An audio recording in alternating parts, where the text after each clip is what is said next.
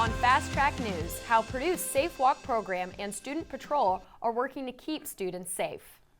Plus, Purdue Dance Marathon raises hundreds of thousands of dollars for Riley Hospital for Children in an annual celebration of hope. And Purdue Global Chancellor Frank Dooley announces his plans to step down after 4 years of leadership. All your campus news, weather, and sports is straight ahead on Fast Track News. Happy Friday, Boilermakers. I'm Alex Kirkove. And I'm Jimmy Sebeski. It's Friday, November 15th. Here's a look at your campus news for the week. First, winter is nearing and the days are getting shorter, which leaves us with less time for daylight. Luckily, Purdue's Safe Walk program is easily accessible. Reporter Kylan McElroy has the story on why this might be a valuable resource for students. Western walk sign is on cross. With the recent time change, it's been getting darker a bit earlier on campus, which can leave some students with late classes walking across campus in the dark. Luckily, the Purdue Safe Walk program is here to help students get to their destination safely. Have you ever heard of the Purdue Safe Walk program? I have not. Yes. Yes, through Purdue, right? With the police department. Although some students are unaware, Officer Selke states the following. One, we do pop-up events, as well as we also, every residence hall has a screen. Bulletin boards, we have our stuff all over it. So there's plenty of stuff everywhere, as well as Safe Walk information is on the back of the physical ID. You can find the phone number in the electronic copy. The Purdue Police Department also offers other services readily available to students. You can 100% register your bike through Purdue.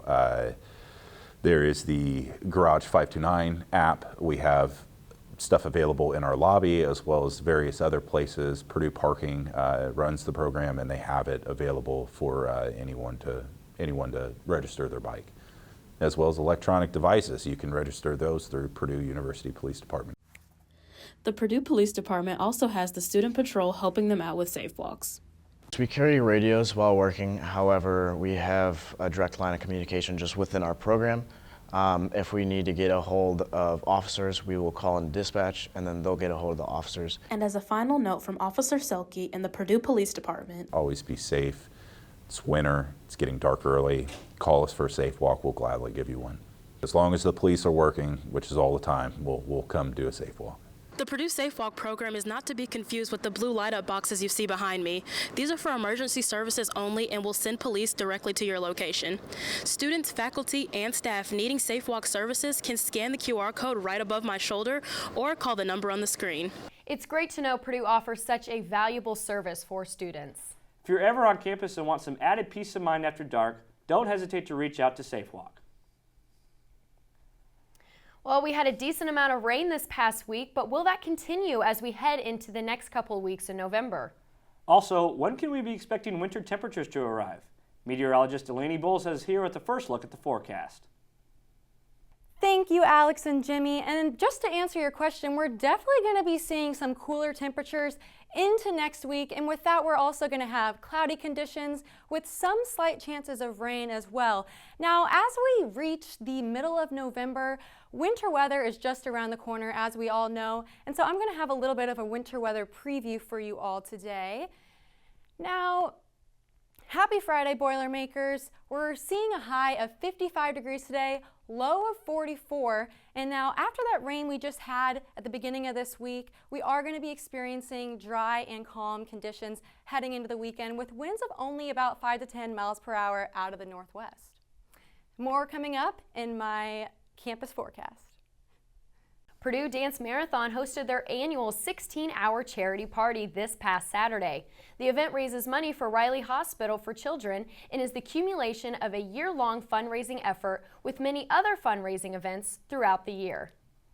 Dance Marathon was hosted at the Co-Rec from 10 a.m. on Saturday until 2 a.m. on Sunday. The event was full of dancing, performances, and celebrating the Riley kids that attended the event. It was announced at the end of the Dance Marathon that the final amount raised was $691,384. And now an update from a previously covered story. Purdue student government has taken a significant step forward in its efforts to expand the Indiana Lifeline Law. PSG recently announced the formation of the Indiana Lifeline Law Coalition, bringing together student leaders from universities across the state, including Indiana State, IU, Butler, Valparaiso, and DePauw, who are advocating with their local legislators for this change. The Indiana Lifeline Law, which Purdue student government helped create 12 years ago, provides immunity for minor alcohol-related offenses to those who call for help in alcohol emergencies. However, PSG says some gaps in the law have prevented it from reaching its full potential. PSG President Jason Packard posted an update on LinkedIn stating that inconsistencies in the law have created situations where students hesitate to call for help, fearing repercussions. The coalition's proposal aims to close these gaps by extending protections not just to callers, but also to those receiving medical attention during an alcohol-related emergency. The proposed changes align with broader protections seen in other states such as Kentucky, Maryland, and Missouri, where both callers and those they assist are covered. This expanded approach seeks to create a safer environment on campuses by encouraging students to seek help without fear of legal consequences. PSG, along with the Indiana Youth Services Association and former Senator Jim Merritt, is urging state legislators to support the initiative. They hope this expansion will help cultivate safer college communities across Indiana.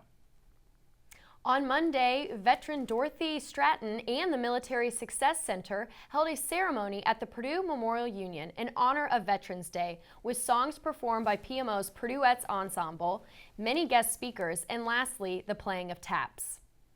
The event was held in the Grand Hall of the PMU, and the guest speakers talked in regard to the theme for this year's Veterans Day ceremony, which was, "How has Veterans Day changed for you over the years?" Speakers included Morgan Gamble, Dan Carpenter, and Nathan Keller. In addition to the topic, Gamble also talked about how over 2,000 military-affiliated students are actively at Purdue.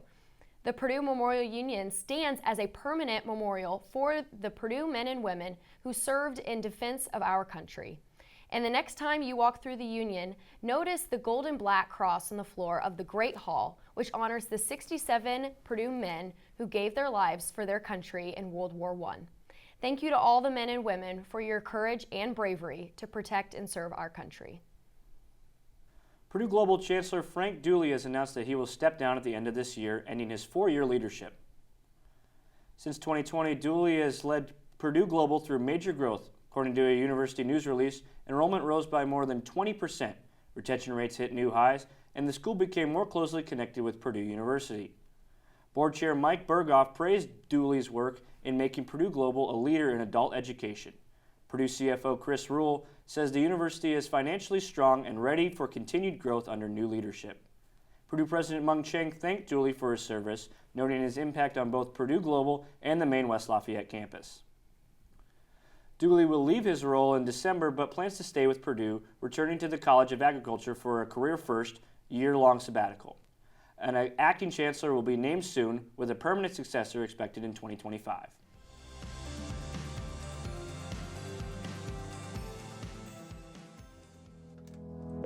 What does it take to be a Purdue tour guide? You've got to know your history.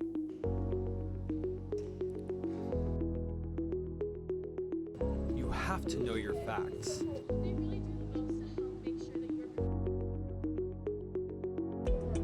You've got to have that Purdue spirit.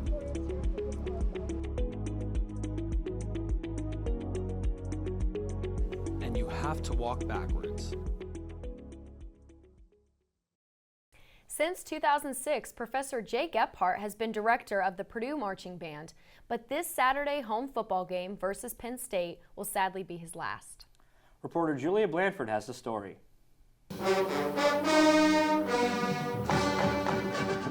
Jay Gephardt has been a part of the Purdue Marching Band program since 2006, but this year he has decided to step down. Originally a high school band director for 10 years before coming to Purdue, Gephardt knew that he always wanted to work in higher education. Indiana University for my undergraduate and my master's degree, so it's a little ironic that I attended Indiana and now I find myself working at Purdue, but I bleed black and gold, so trust me on that.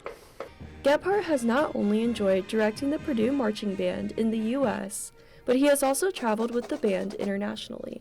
I've taken the All-American Marching Band to China and to Ireland on 3 occasions, South America, and we also were the first Big Ten university band to march in the Macy's Thanksgiving Day Parade in 2010.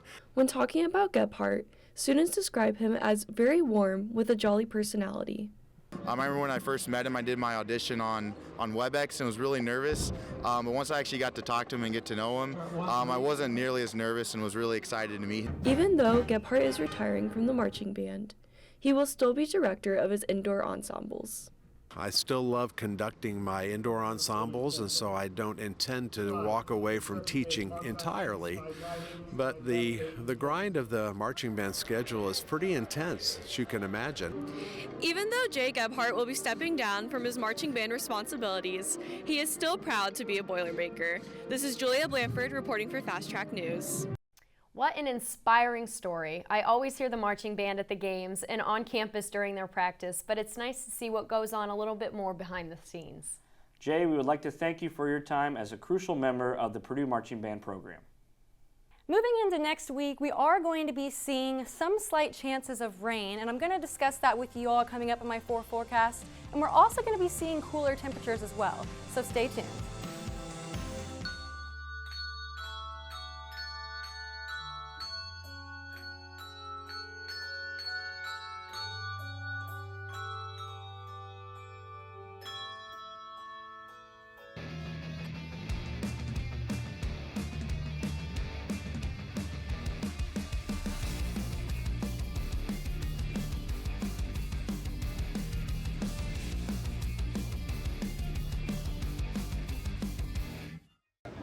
I was too busy. I'm sorry.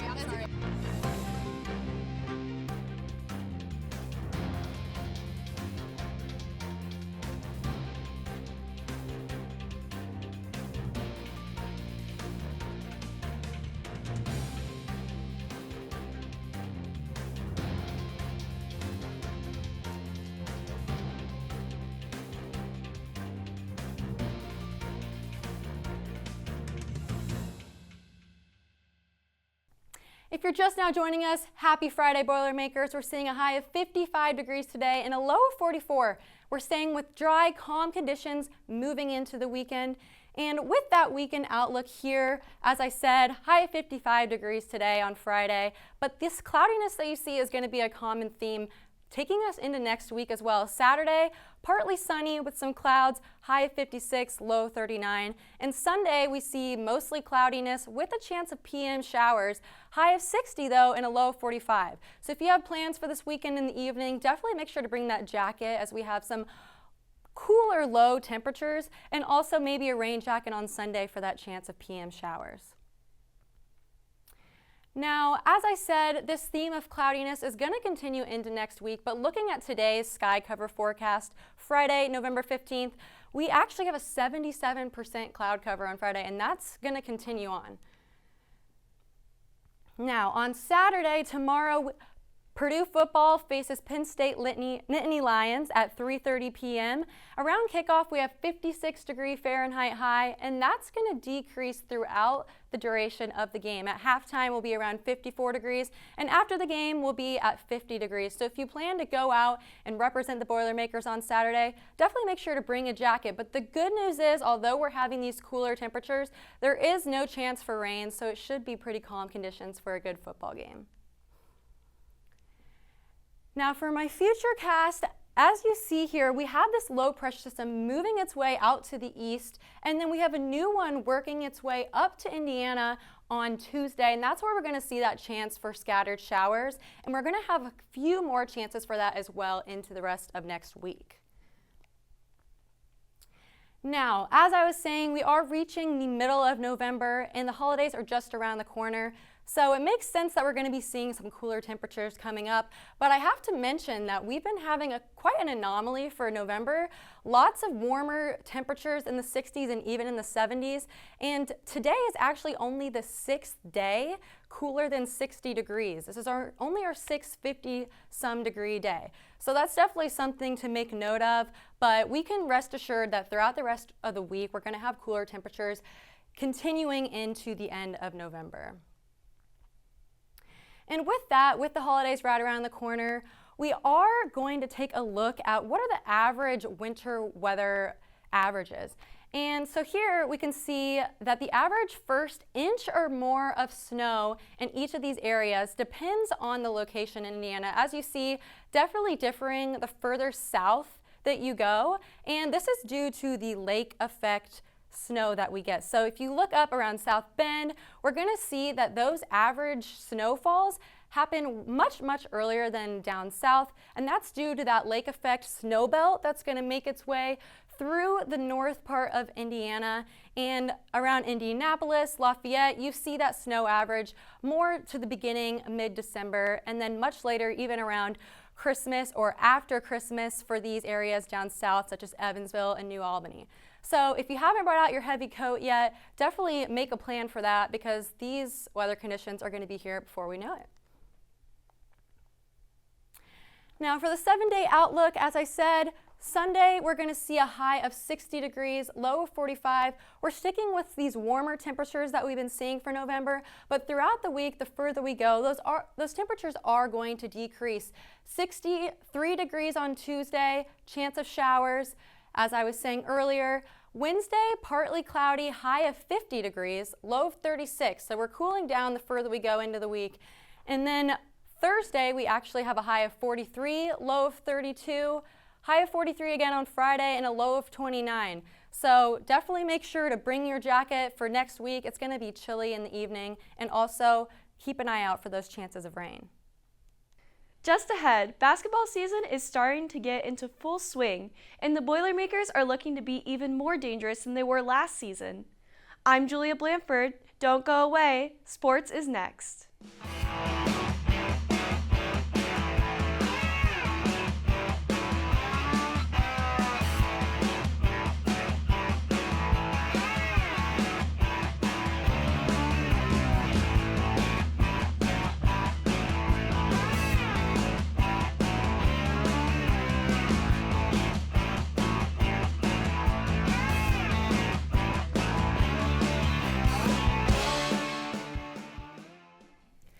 Purdue basketball took on the Northern Kentucky Norse last Friday night. The Boilermakers handled business in Mackey, winning 72-50. Purdue dominated and wouldn't let the Norse inch back into the game, holding a double-digit lead for the whole second half. The game wasn't all good news, though. Freshman center Daniel Jacobson went down in the first minute of play with a broken tibia and would not return. Coach Matt Painter said Jacobson will likely be out for the year. In his absence Friday, Will Berg saw an increase in minutes and led the team with 7 rebounds. The Boilers shot the ball well, lacing 41% of their shots from deep and shooting 53% overall. Fletcher Lawyer contributed 4 threes in 5 attempts and led the team with 16 points. Trey Kaufman-Wren scored 14 points, including 6 free throws. Braden Smith added 11 points and conducted the offense with team-high 7 assists. Northern Kentucky faced a stifling Boiler defense on the other end. The Norse couldn't get their offense rolling as Purdue held them to 30% shooting on the night and the 22% from deep. Purdue's win gave them a 2-0 record to start the season. Looking to build on the win against Northern Kentucky, the Purdue men's basketball team took on the Yale Bulldogs on Monday. After a 2-0 start last week, Purdue moved up to 13th in the AP poll. They hosted a Yale team who upset Auburn last spring in the NCAA tournament. With the season-ending injury to Daniel Jacobson on Friday, it was Will Berg who got the start for the Boilermakers. The Bulldogs went after Berg early on, with center Samson Alaton getting some easy buckets inside. Purdue would respond with red-hot three-point shooting and some use of the mid-range as well. A 3 from Fletcher Lawyer late in the half gave Purdue a 45-34 lead going into halftime. In the second half, the Bulldogs started to expand their range a bit as senior guard John Poulikitis started lighting up the Boilers with deadly jumpers. Poulikitis would end up with a game-high 23 points, but the Boilermakers' 48% three-point shooting was too much for Yale to handle, as the Boilermakers would hang on for a 92-84 victory. Braden Smith led the way with 22 points, 9 rebounds, and 6 assists. He also tacked on 5 steals. The win would move Purdue to 3-0 on the season. Well, the Boilermakers will have their hands full tonight as they take on the number 2 ranked Alabama Crimson Tide. These two clashed in Toronto last season as the Boilers came up on the right end of a 92-86 shootout. Like the Boilers, Alabama made it all the way to the Final Four last year, and they returned a lot of their roster from a year ago. Point guard Mark Sears torched Purdue for 35 points last season. The Tide also added Rutgers center Cliff Omari, who has had good success against Purdue in his career. Omari will look to attack Purdue down low, where the Boilermakers have struggled to defend. While Alabama boasts a talented roster, they have struggled in the early going with 2 single-digit victories. It should be a high-scoring game, so be sure to head to Mackey tonight at 7. Purdue volleyball comfortably swept Michigan last Sunday. They won the 3 sets by a score of 25-20, 25-21, and 25-18 respectively. Ava Hudson led the team with 19 kills. Raven Colvin added 9 blocks, and Taylor Anderson picked up 34 assists. The win moved the Boilermakers up 1 spot in the national rankings from number 9 to number 8. Their next game will be in Holloway on Sunday, where they will take on Illinois. The women's basketball team fell after failing to rally from a first quarter deficit against the Notre Dame Fighting Irish. The Lady Boilers lost 108-58 after the Notre Dame team went up 28-7 in the first quarter. After their struggles to start the game, the Boilers eventually settled into a rhythm, shooting 44% in the final 25 minutes of the game. You can catch Lady Boilers in action at Mackey Arena on Monday, November 18th, as Bellarmine comes to visit West Lafayette. Purdue football has now lost 8 games in a row, with the recent loss to the number 2 ranked Ohio State Buckeyes. The Boilermakers left Columbus last Saturday scoring no points and struggling to find their footing the entire game. Purdue struggled with keeping the ball. Multiple turnovers on downs, a fumble, and an interception put us in a hole that Ohio State capitalized on throughout the entire game. The Boilermakers did not get much time in the red zone, as the only times they had a chance to score, they missed both field goal attempts. Ohio State ended the contest by finishing the Boilermakers 45-0. As for the next matchup, it is also going to be against a top 5 team in the nation that happens to be another Big Ten opponent, the Penn State Nittany Lions. Penn State has been dominating this year in college football, and Purdue has never had much luck against the conference opponent, only winning 3 out of the 20 meetings between the two. Our last matchup was a Thursday night game to open up the 2022 season, where Purdue fell short to Penn State, losing 31-35. Purdue will need to make some big changes to finish the season strong to keep their pride as a program, and the team only has 3 more games to get another win this year. That's a wrap for sports, but stay tuned. Fast Track will be right back after this quick timeout.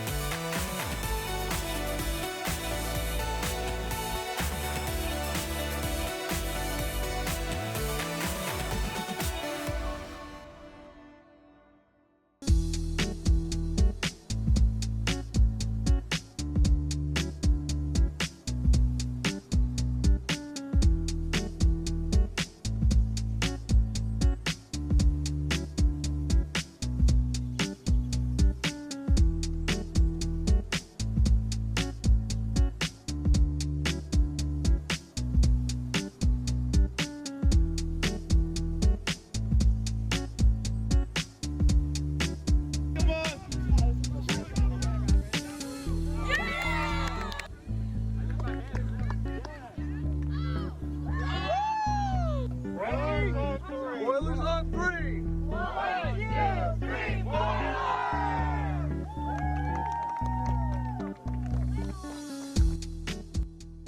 Now it's time for our question of the week. How are you feeling about Purdue basketball this year? Reporter Becca Schumann asked students what they thought. It'll be tricky now that Jacobson's out for the year. Braden Smith's really good. We have Cam Heidi, we have First, so I think we should be fine. I'm a sophomore, so I've never seen the team without Zach Edey, and I know they're all good players, and we also have very new tall players, so that's pretty cool. I mean, I think they're doing good so far, especially our point guards. Hopefully our posts can do well this year, so we'll see without Zach Edey. Okay. I think it's going to be a great year. Feeling pretty good. The loss of Zach Edey I think hurts a little bit, but I think, hopefully our backcourt plays well. Braden Smith, Fletcher Lawyer. We'll see what happens. I think maybe 3 in a row in the Big Ten championship might be coming. Heading into next week, we're sticking with these warmer temperatures at the beginning of the week, but decreasing gradually throughout the week. A high of 60 degrees on Sunday, low of 45, and then even a high of 63 degrees on Monday and Tuesday. But don't get too comfortable. Wednesday, we go down to 50 degrees, low of 36, and then Thursday, only a high of 43 degrees. And then if you look on Friday, we actually have a high of 29, or a low of 29 degrees. So if you have any plans in the evening, definitely make sure to bring a jacket as these winter temperatures are approaching quickly. Thank you guys for tuning in. Have a great weekend. Thank you all for tuning in this week. And don't miss our final show of the semester next Friday, where we will cover more campus updates, weekly forecasts, and sports recaps. Have a great weekend, Boilermakers.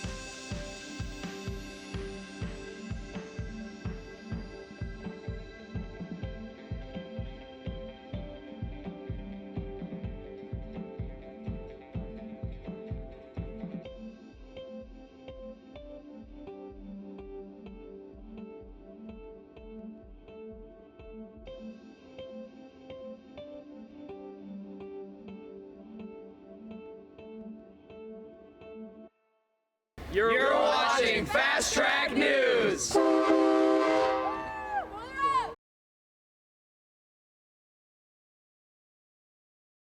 Hola from Spain. G'day, mates. Buenos dias. Bonjour. Hello from South Korea. I'm studying abroad in Valencia, Spain this semester. I'm studying abroad in Sydney, Australia. I'm studying abroad in Madrid, Spain. I'm studying at Seoul National University. At Isaïe Supero in Toulouse, France. And I'm really getting to enjoy meeting all the new people and the culture. How different it is from Purdue University. It is an absolutely fantastic experience. I'm living my best life.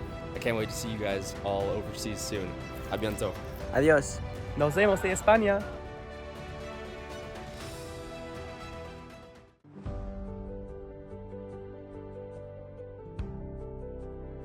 If I could describe Boilers Go DC in one word, I would say insightful. I've done a couple internships in DC, but this experience was different and opened my eyes into what other aspects of DC has to offer in networking and relationships as well. If I could describe BGDC in one word, I would say eye-opening. I've been to DC a couple times before, but I have had nowhere close to an experience as immersive or as informative as the BGDC experience. If you're interested in politics and you want to get into working in government, this is a good experience for you. It was something I initially myself really wanted to do, but I know there were a lot of people that might be on more of the fence about it. And I truly think BGDC was worth every penny, every time I did a reflection. Absolutely worth it. If I can describe BGDC in one word, it's life-changing.